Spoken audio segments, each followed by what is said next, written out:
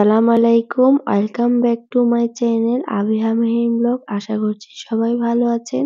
আলহামদুলিল্লাহ আমিও ভালো আছি। তো আজকে একটা নতুন ভিডিও নিয়ে চলে আসলাম।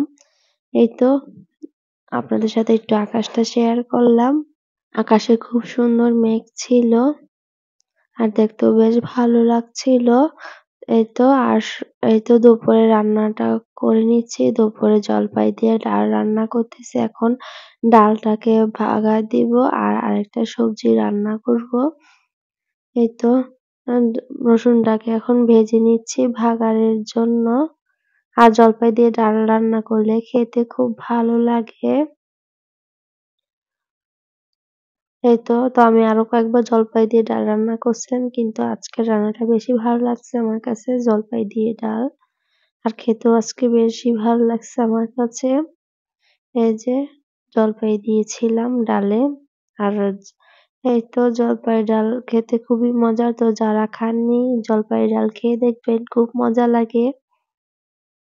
এই তো আমার ডাল রান্না হয়ে গেছে। এখন এই তো পেঁয়াজটাকে ভেজে নিচ্ছি আর চিংড়ি মাছ দিয়ে দিলাম। আলু বেগুন দিয়ে চিংড়ি মাছ রান্না করব। এই তো হালকা একটু ঝোল রেখে আর কি রান্না করব। যেহেতু ডাল রান্না করেছি তাই বেশি একটা ঝোল রাখবো না, একটু হলুদ দিয়ে দিলাম। এই তো দিয়ে চিংড়ি মাছটাকে পেঁয়াজের সাথে কিছুক্ষণ ভেজে নিব। যারা যারা আমার ভিডিওটি দেখতেছেন প্লিজ সবাই আমার সাথে থাকবেন, আমাকে একটু সাপোর্ট করবেন। এই তো চিংড়ি মাছটাকে ভেজে নিচ্ছি আর আমার ভিডিওটি দেখতে থাকুন, আশা করি ভালো লাগবে আপনাদের কাছে। এই তো এখন সামান্য একটু লবণ দিয়ে দিলাম, যেন মাছের গায়ে সুন্দরভাবে লবণটা একটু ভিতরে ঢুকে, তাহলে খেতে ভালো লাগবে। আর এই তো বেগুন আলুগুলো কেটে নিয়েছি, আলুগুলো কুচি কুচি করে কেটে নিয়েছি আর বেগুনগুলো ছোট ছোট পিস করে নিয়েছি, যেহেতু ভাজি করব হালকা একটু ঝোল রেখে। আর এভাবে বেগুন আলু দিয়ে চিংড়ি মাছটা ভাজি করলে মানে রান্না করলে খুব ভালো লাগে খেতে। আর এটা বেশি ভাজাও করব না, আবার বেশি ঝোলও রাখবো না, হালকা একটু ঝোল রাখবো, তাহলে বেশি খেতে ভালো লাগে। এই তো এখন টমেটো দিয়ে দিচ্ছি আর দিয়ে দিচ্ছি কাঁচামরিচ।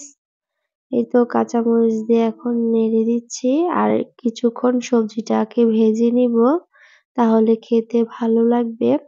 তো এইভাবে যারা কখনো রান্না করে খাননি খেয়ে দেখবেন, খুব ভালো লাগবে। এই তো এখন ঢাকা দিয়ে দিব। এই যে কিছুক্ষণ এভাবে ভেজে নিব। এই তো কিছুক্ষণ পর আবার একটু নেড়ে দিচ্ছি।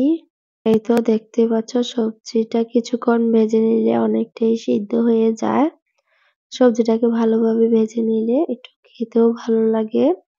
এই তো এখন নেড়ে চেড়ে দিয়ে আবারও কিছুক্ষণের জন্য ঢাকা দিয়ে দিব। তো কিভাবে রান্না করছি সেটাই আর কি একটু শেয়ার করলাম। এই তো ভাজা ভাজা হয়ে গেলে এখন একটু পানি দিয়ে দিলাম। পানি দিয়ে এখন মশলাগুলো দিয়ে দিব। এখানে দিয়ে দিব হলুদের গুঁড়া, তারপর দিয়ে দিব লাল মরিচের গুঁড়া, তারপর দিয়ে দিব পরিমাণ অনুসারে লবণ। এই তো সব লবণ দিয়ে দিলাম। তো সবকিছু দিয়ে কিছুক্ষণ ঢাকা দিয়ে রাখবো, তো এতেই রান্নাটা হয়ে যাবে। এই তো আর পানি দেওয়া লাগবে না, এটুকু পানিতেই রান্নাটা হয়ে যাবে। তো কেমন লেগেছে আমার আজকের রান্নাটি জানাতে ভুলো না বন্ধুরা। এই তো লবণটা দেওয়া বাকি ছিল, তো লবণটাও দিয়ে দিলাম। তো ভিডিওটি ভালো লাগলে আমার পাশে থেকে যেও, আমাকে সাপোর্ট করো। এই তো নেড়ে চেড়ে এখন ঢাকা দিয়ে দিব। বেশ ভালোভাবে নেড়ে চেড়ে দিলাম, তো নেড়ে এখন ঢাকা দিয়ে দিব। এভাবে রান্না করলে আমার হাজবেন্ডের খুব পছন্দ, তাই এইভাবে রান্না করলাম চিংড়ি মাছ দিয়ে। তো এখন একটু ঝোল ঝোল থাকতে থাকতে ধনিয়া পাতা দিয়ে দিচ্ছি।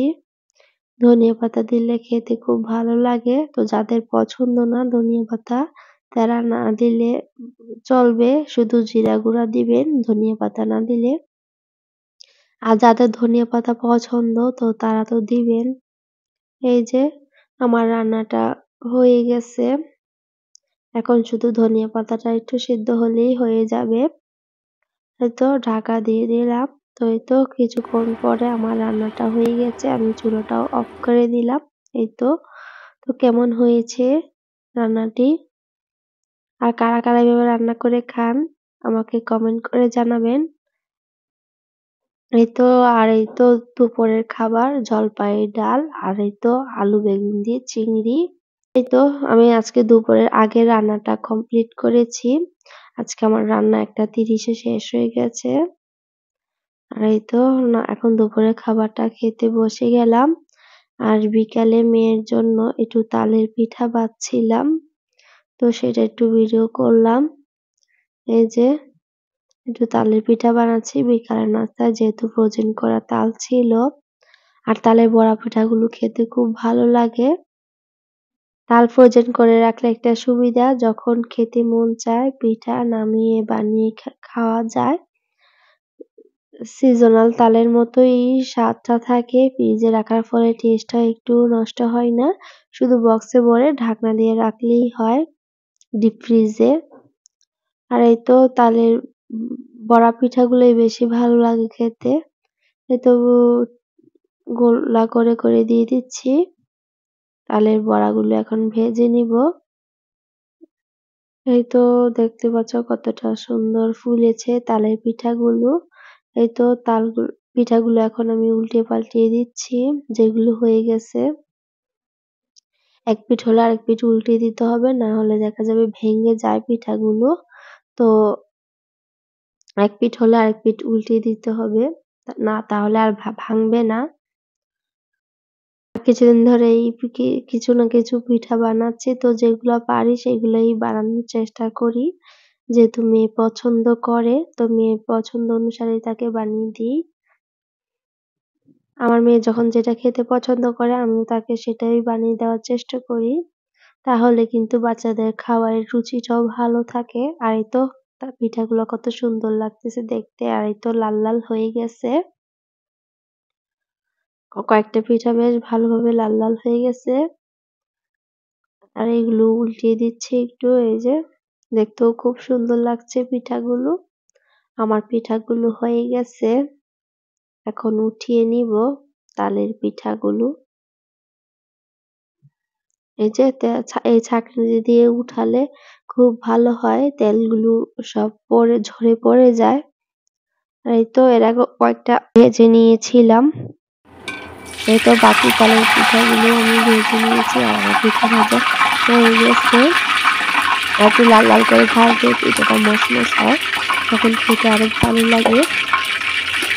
এই তো আমার সবগুলো তালের পিঠা ভাজা হয়ে গেছে। তো ভিডিওটি ভালো লাগলে আমার পাশে থাকবেন। যারা আমার সাথে এই পর্যন্ত ছিলেন সকলকে অসংখ্য ধন্যবাদ। আজকের ভিডিও এই পর্যন্তই। আল্লাহ হাফেজ।